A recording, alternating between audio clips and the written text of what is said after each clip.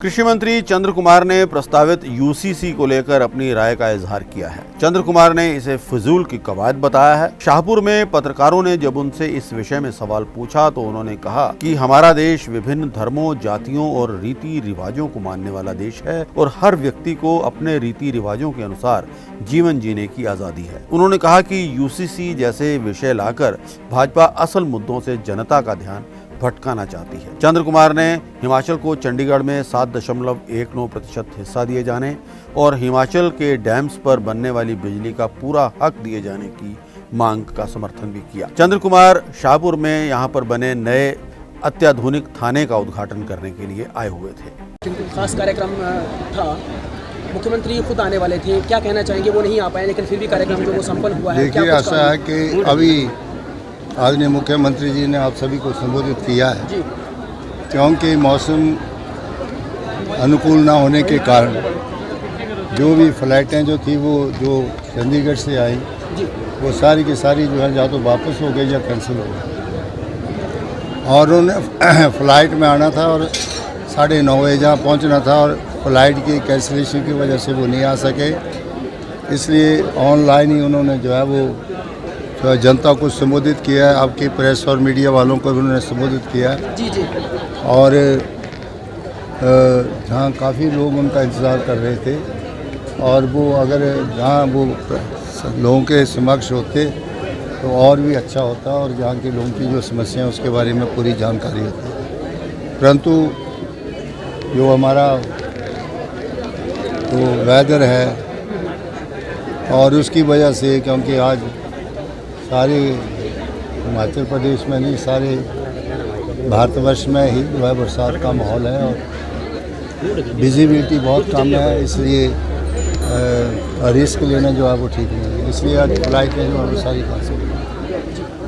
तो हमने जो पठानिया जी ने संदेश दिया है कि किस तरह से कांग्रेस पार्टी का भी 3-4 महीने हुए हैं और हमने बड़े ऐतिहासिक फैसले जो हैं वो किए हैं, जिसमें हम कैसे अपनी प्रदेश की जो है वो आय जो है उसको बढ़ा सकते हैं। तो इस प्रकार से जो है वो हम लोगों के ऊपर ज़्यादा बोझ नहीं डालना चाहते, लेकिन जो हमारे अपने साधन हैं उन साधनों को ही हम ज़्यादा जो है उनकी तरफ ध्यान दे करके जो है वो हम अपने साधन जुटाएं और ताकि हमें बार बार जो है वो कर्ज लेने की नौबत ना पड़े। इस संदर्भ में आपको पता ही है कि अभी हमने वाटर सेस जो है वो लगाया। एक बड़ा ऐतिहासिक फैसला है कि हिमाचल प्रदेश की जो हमारी नदियां हैं उनका पानी जो है उससे बिजली का दोहन होता है, उससे सिंचाई की व्यवस्था होती है। और सबसे बड़ी बात जो ये है कि जब बरसात के दिनों में हमारी सारी की सारी नदियाँ, चाहे वो भाखड़ा सतलुज है, चाहे ब्यास है, चाहे उसकी जो है वो छोटी छोटी और दरिया हैं और इसी तरह से हमारी रावी नदी है, सारी की सारी नदियां जो है बरसात के दिनों में जो है वो बहुत ज़्यादा फ्लड्स आते थे।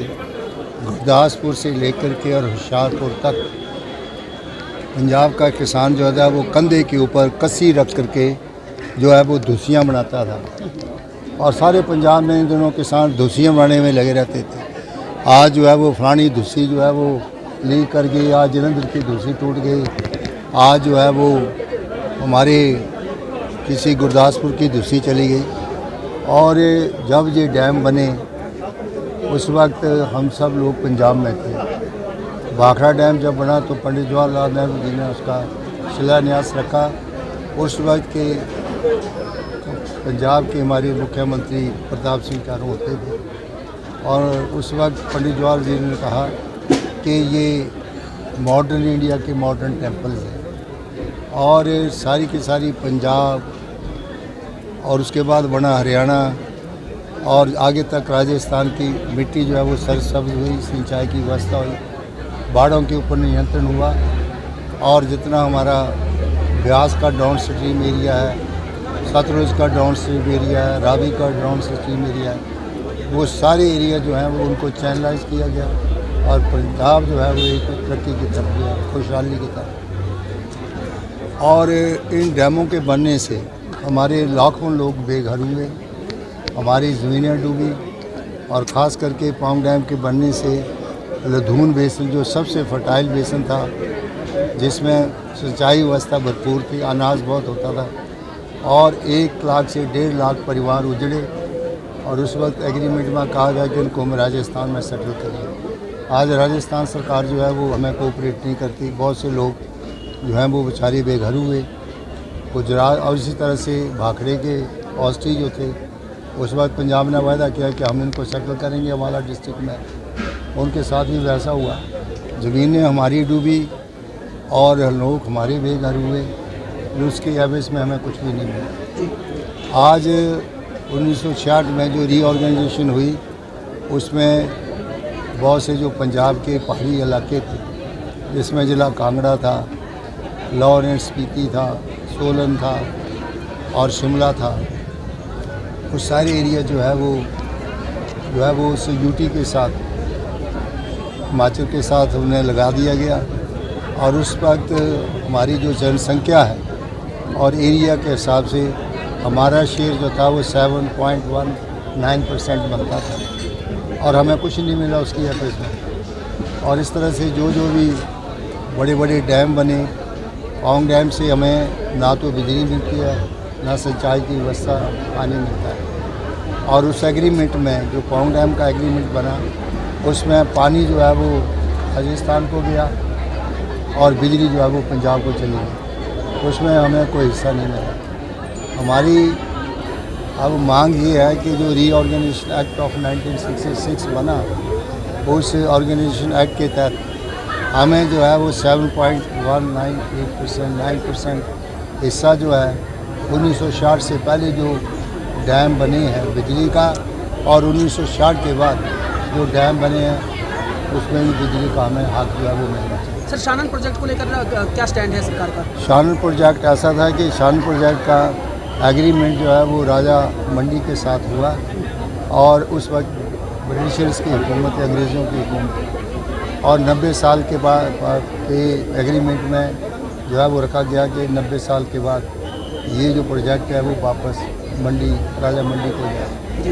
आज सारी की सारी रियासतें जो है वो अनेक्स हो गई हैं, आज राजे रजवाड़े नहीं हैं, तो ये दौरा जो है वो हिमाचल प्रदेश को मिलना चाहिए, क्योंकि उस एग्रीमेंट में जो रखा है कि ये प्रोजेक्ट जो है वो 90 साल की अवधि पूरी करने के बाद रिवर्ट बैक होगा स्टेट को, यूटी को होगा, और यूटी नहीं है, अब तो स्टेट है। तो हमारा क्लेम बनता है, जायज़ क्लेम है कि ये जो प्रोजेक्ट है इसने काफ़ी लंबी सेवा की है और इसकी बिजली के उस वक्त लाहौर को जाती थी। लाहौर जो था वो ही पंजाब के साथ था, उस वक्त वहाँ पंजाब था और सारी की सारी बिजली व्यवस्था वहाँ पर जाती थी। और अब पंजाब का इसके ऊपर कोई क्लेम नहीं है, क्योंकि एग्रीमेंट ओवर हो गया, राज्यों की प्रॉपर्टियाँ जो अनेक्स हो गई हैं।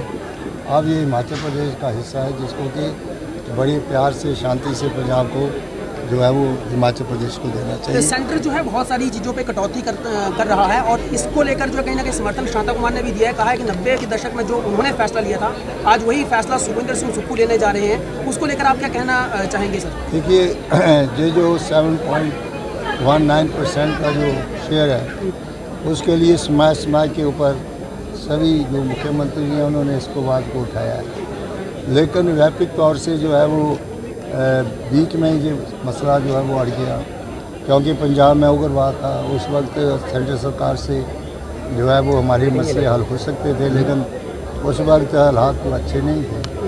तो अब हमने इसको उठाया इसलिए है कि जो रीऑर्गेनाइजेशन एक्ट के तहत जो उस वक्त के जो हमारे सिस्टर स्टेट्स को जो भी बेनिफिट्स देने हैं उसको हमें देना चाहिए। इसलिए हम जो है वो सुप्रीम कोर्ट में गए हैं और कई हीयरिंग जो है वो सुप्रीम कोर्ट में हो गई है।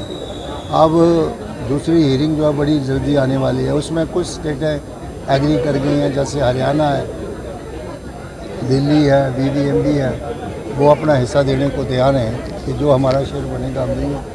पंजाब को भी इसमें जो है वो देना पड़ेगा, क्योंकि रीऑर्गेनाइजेशन एक्ट में जो हमारी पॉपुलेशन है, हमारा एरिया है, उसके हिसाब से हमारा 7.19% हिस्सा बनता है।